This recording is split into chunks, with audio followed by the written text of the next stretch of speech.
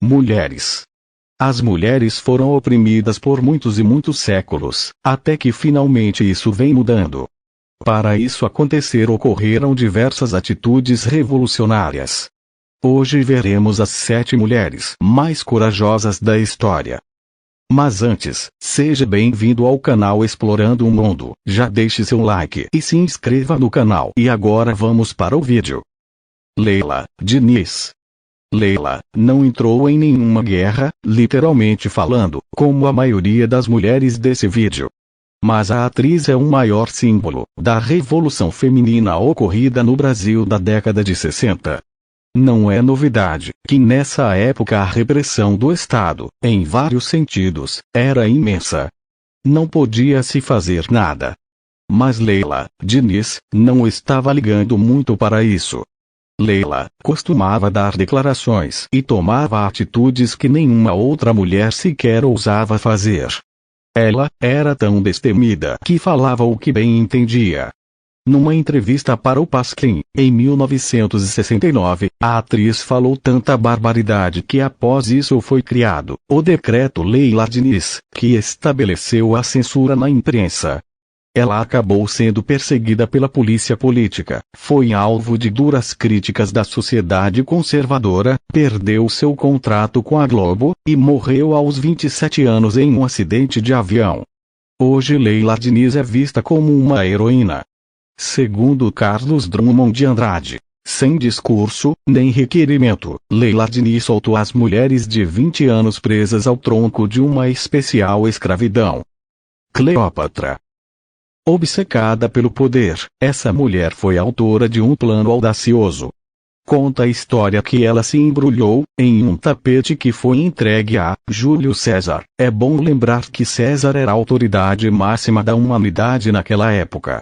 Após a morte de seu pai, Cleópatra teve que dividir o trono do Egito com seus 2 irmãos. Os 3 chamavam-se Ptolomeu.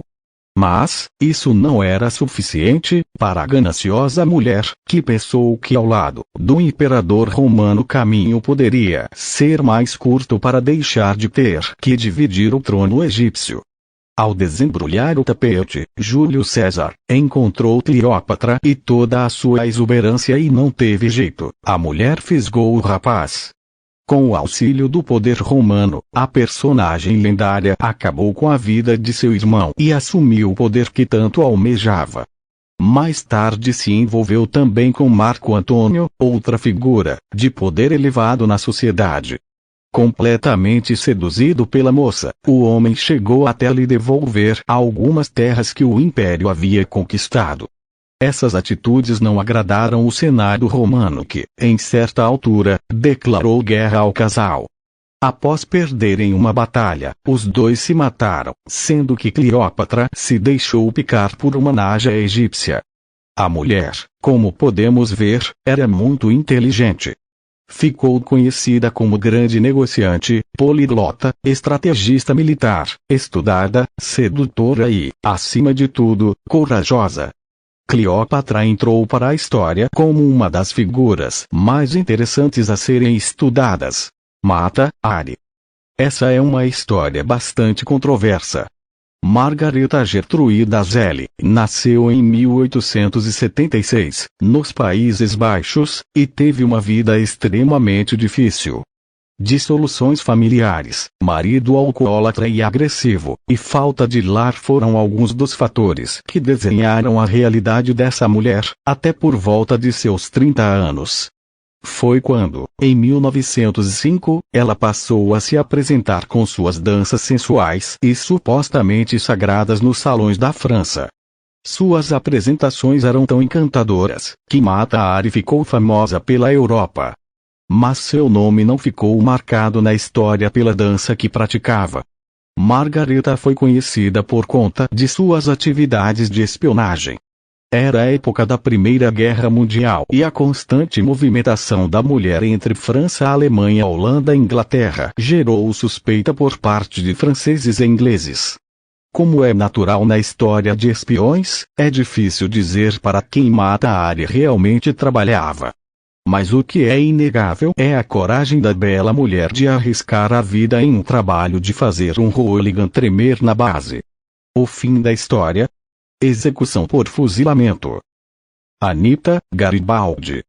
Não, não é a Garibalda, de todo mundo odeia o Chris.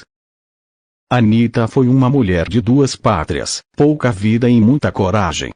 Nascida no município de Laguna, Santa Catarina, conheceu o general Giuseppe Garibaldi aos 18 anos e abandonou o marido para acompanhar o italiano em suas empreitadas militares revolucionárias. A mulher Garibaldi esteve ao lado do companheiro, que era um dos líderes republicanos na Guerra dos Farrapos, revolução que procurou derrubar o governo imperialista, em todos os combates políticos até o fim de sua vida. Sua primeira prova de fogo aconteceu durante uma batalha naval em sua cidade, em que a moça arriscou a vida diversas vezes para levar, em cima de uma pequena embarcação, munições para os guerreiros republicanos. Em 1847, após terem morado por 6 anos no Uruguai, onde também participaram de movimentos políticos, dessa vez contra a ditadura de José Fructuoso Rivera, o casal se mudou para a Itália.